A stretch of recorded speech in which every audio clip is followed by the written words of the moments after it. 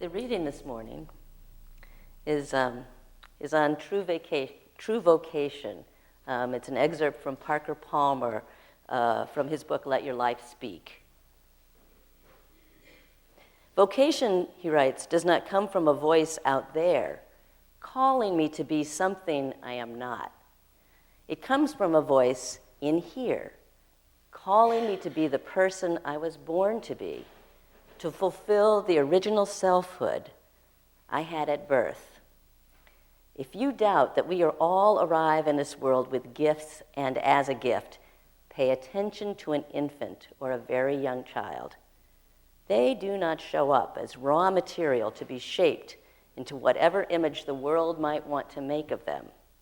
They arrive in their own gifted form, with their own likes and dislikes, attractions and repulsions, ways of movement, things they do, how they express themselves. But though we arrive in this world with birthright gifts, we spend the first half of our lives abandoning them or letting others disabuse us of them through expectations that have little or nothing to do with who we are. Then, if we are aware and awake and able to admit our loss, we spend the second half of our life trying to recover and reclaim the gift we once possessed. Our deepest calling is to grow into our authentic selfhood, whether or not it conforms to some image of who we ought to be. As we do so, we will not only find the joy that every human seeks, we will also find the path of authentic service in the world. As Frederick Buechner asserted when he defined vocation, the place where your deep gladness meets the world's deep need is a true calling.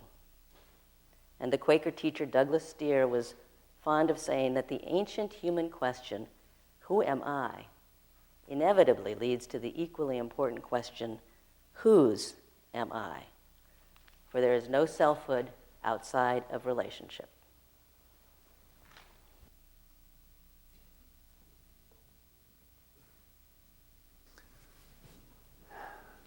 Good morning.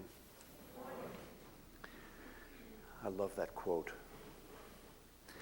Thank you, by the way, for that beautiful song. That was lovely. All right, I'm going to jump right in. I used to be a reporter for the Cincinnati Enquirer back in my 20s. And one of my favorite stories that I wrote in all the years that I was at the newspaper was a story about the circus coming to town. This was Ringling Brothers Barnum and Bailey Circus. And I went down to meet them on the train, because they travel around the country on a train. And in a fit of journalistic zeal, and therefore short-sightedness, I let the animal trainer of Ringling Brothers convince me that riding bareback on an elephant at the head of the Barnum and Bailey Circus Parade through downtown Cincinnati would add color to my story. The only way to get up on the elephant was to use a ladder. And the only way to stay up on the elephant during the parade was to hang on to the elephant's ears. All right? So those of you who have ridden bareback on elephants, you probably know about this already, but elephant ears have a very unpleasant habit of flapping a lot, especially when they're hot. And we're talking elephant ear flaps here. You know, this is not kitty cat twitches, you know. And so the only way to stay up there was to remain extremely flappable. Otherwise, I would have been thrown. And it was a good 12 or 15 feet to the ground. A concern that, to be perfectly honest, paled in comparison to my concern about how stupid I looked up there. Because for one thing, I'm wearing my business clothes. Because he sprung this brilliant idea on me at the last minute. I'm wearing my business clothes. My pants are scrunched up above my knees with the black socks. It was just a fashion tragedy, frankly. And I'm hanging desperately onto this animal's ears. And you have to picture, I'm the first thing anybody saw in that parade. And I'm pretty sure I did not capture the theme of the show. You know, Ringling Brothers, the greatest show on earth. Pretty sure I captured another one of P.T. Barnum's famous little themes, though. His comment that there's a sucker born every minute. Pretty sure I captured that one.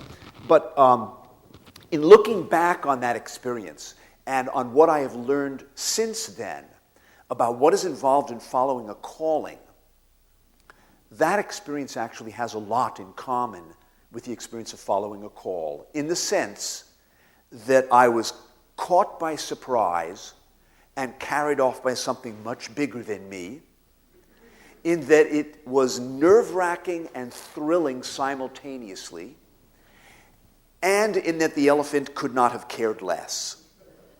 And I'll tell you what I mean by that. I've discovered a very unsettling truth. My soul doesn't seem to care what price I have to pay to follow my calls. I hate this, frankly. This seems like a design flaw to me or something. Seems like it ought to care. But my happiness, my security, my vanity, my popularity don't seem to matter to it. It's not interested in making me rich and famous. It's not interested in whether I live a comfortable life. It's not even interested in whether people like me or not. But what does seem to matter to it is hanging on to the elephant. That does seem to matter. The willingness to go for the ride, the big ride. You know what I'm saying? The one that ensures that someday, if your life happens to be flashing in front of your eyes, at the very least it will hold your interest.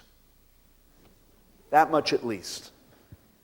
Now, the rub, of course, is that hanging on to the elephant creates a bit of turmoil in your life. And there's not just one elephant in there. There's not just one calling. Contrary to what some people learn, say in Catholic school, about there being one singular vocation per person, per lifetime, and your job is to figure that out before the curtain comes down. I think people discover, when they turn the receiver on, that is, that there's multiple callings. Doesn't that sound familiar? And in multiple arenas. There are work-related calls, but there are also relationship calls, and lifestyle calls, and moral calls, and service calls. And the ones you got when you were 20, assuming you got them, aren't they very different than the ones you're getting at 50? Different than the ones you get at 75? In other words, there's a developmental aspect. You had said something about, I guess it was Mr. Spear's comment about, who am I? That, in my estimation, is the great vocational question. It's not what should I do with my life. It's not what do I want to be when I grow up. It's not what major should I declare. I think the great vocational question is, who am I? And who we are changes over the course of time, and so will the callings that come through the being that's being called. All right? But I've seen this happen. You can spend so much time waiting and waiting and waiting for the great big calling. You know what I'm saying? The bony finger of God. The burning bush scenario, that you miss all the smaller calls that are right at your feet. And I think of these as sort of the fire drills for the bigger ones. Really. Wallace Stevens, poet named Wallace Stevens, once said, "I don't ask for the full ringing of the bell. I don't ask for a clap of thunder. A scrawny cry will do." And I love that, because I really think that's the beating heart of discernment, is the scrawny cries approach to discerning calls. Because calls come in a very impressive variety of forms. And I think it sort of it serves us to post sentries at the various gates to apprehend them as they're coming through, because calls come as passions, they come as intuitions, they come as gifts, they come as dreams. I think from the research I've done, all the religions of the world seem to agree on this, that dreams are one of the primary channels through which God speaks to the mortals. If you know the author Tom Robbins, he once said, "Dreams don't come true, they are true." When we talk about our dreams coming true, he said, we're talking about our ambitions, which is a very different story. And I ran across an amazing study out of Johns Hopkins University in Baltimore. It's a few years back. And this is corroborated Tom Robbins' comment. And it was a study of pregnant women. And they found that of the women who had an intuition about the sex of their baby, they were correct 71% of the time, which I thought was fairly impressive all by itself. However, of the women who had a dream about the sex of their baby, they were correct 100% of the time. This is a Johns Hopkins study. 100%? I mean, what does that say? We have access to very deep knowledge in there, and we're sleeping through it most of the time. You know. Callings come as things like, and this is the level at which I'm encouraging people to look at these issues. Calls come as song lyrics you can't get out of your head for weeks. Right? You know, the author Ann Tyler, she wrote The Accidental Tourist and a number of other books. She's a brilliant observer of partner dynamics. And she says, I can always tell what my husband is really thinking by the tunes that he absent-mindedly hums in the car. So men, take note. And the first time I noticed this in my own life, I was about to make an impulsive career decision, a big one. And for a couple of weeks, right around that period of time, I kept hearing one line from The Wizard of Oz, day and night, one line, if I only had a brain. Just that one. I mean, obviously telling me something about that I'm not thinking it through. I'm not thinking it through. Right? Calls come as things like a conversation you overhear in a restaurant one afternoon that seems like it was almost addressed to you, though you're really just eavesdropping. Or a decision that needs to be made in your life now, not backburnered for another year or another decade. You know what I'm saying? Some issue that's hanging over your head, waiting for resolution. Some decision that needs to be made. That's a call. They come as the patterns that have established themselves in your life. All right? You sort of worn a footpath to and from some particular issue. Lesson you've endlessly had to learn, mistake you continually make, kind of partner you always attract, getting fired again. Section of the bookstore you always walk into first when you walk into a bookstore. Certain patterns that establish themselves. Calls come as wounds, sometimes the wounds that we sustain in the course of life, in which case I love the advice that a psychologist named Jean Houston once said. She says, retell the story of your life with the wound as the middle of the story, not the end. Callings come through tragedies. When I was working at USA Today, I did a series of profiles on organizations that started from a crisis. Mothers Against Drunk Drivers, parents of murdered children, cancer survivors, compassionate friends, right? And this is the sort of event that just gives you your life's work. Just determines from that day forward what it is you have to say to the world. And frankly, of course, in the process, splits your life right in half into BC and AD. You know what I mean? Marking the time of your life as whatever came before the crisis, the divorce, the death, the accident, the illness, and the time that came after it. Right? Those are also calls. And callings definitely come through the body.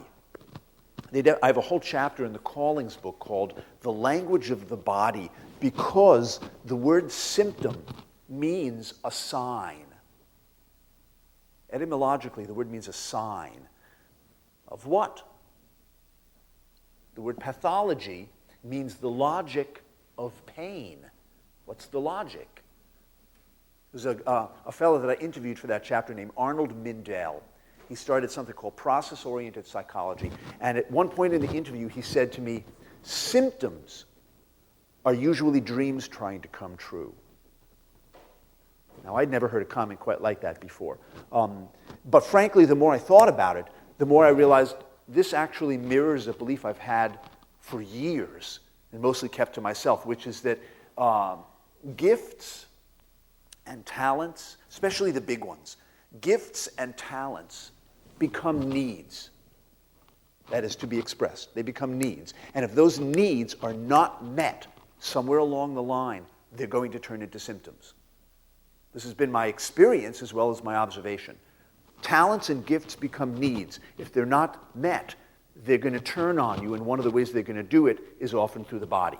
So, and it could be symptoms, whether emotional symptoms like boredom and frustration and envy at other people's successes and feeling out of whack with yourself, or they could be physical symptoms that pretty much cover the waterfront.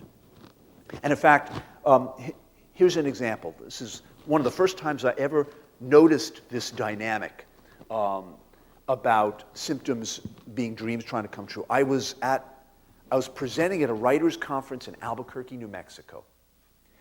And after my presentation, I went out into the lobby and chatting with folks, signing books, that kind of thing. This woman walks up to me out of the crowd, a complete stranger, walks up to me and says, one of those things that people won't typically say to you unless they're pretty sure they're never going to see you again. She said, "Hey, you know why I'm so fat?" It's not a question you're supposed to answer. And in any case, she answered it. She says, "It's because I have so many stories inside of me that I'm not writing down." It's her interpretation. And I'll tell you, there's no science or philosophy I know of that could dispute a self-diagnosis delivered with that kind of certainty. You know what I'm saying?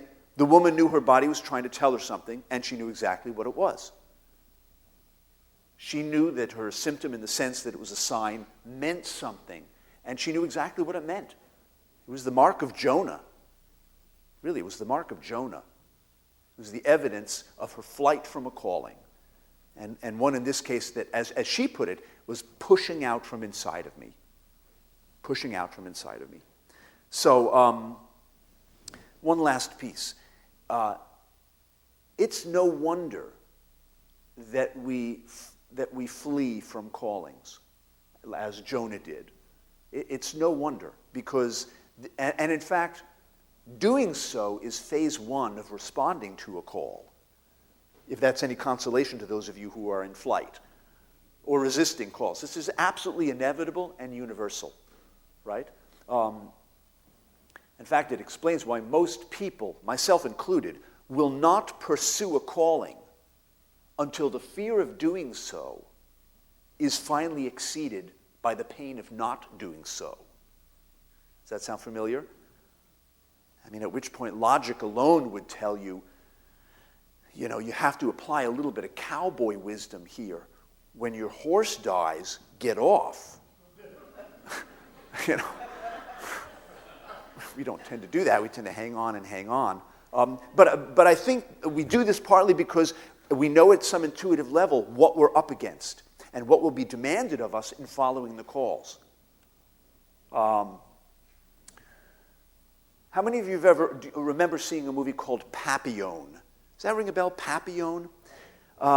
This is Steve McQueen and Dustin Hoffman playing a couple of guys trying to escape from prison. And specifically the Devil's Island Penal Colony. Okay, this is a place the French sent men they wanted to disappear. And a real place. It's a real place. I've seen it myself. It's a little dot of an island off the coast of French Guiana in South America. So there's a scene in the movie where Steve McQueen's character, who is Papillon, means butterfly in French, he has been in solitary confinement for years. And one of the habits that he got into while he was in solitary was counting off the number of steps he could take inside the cell in any given direction, which was 5. He could take no more than 5 steps in any direction. So they let him out one day. And He's standing in this long stone corridor outside the cell, and he begins walking down the corridor, counting off the steps. All right? On the 5th step, he stops. And he looks around, utterly bewildered. And for the first time in years, takes a 6th step, on which he passes out cold.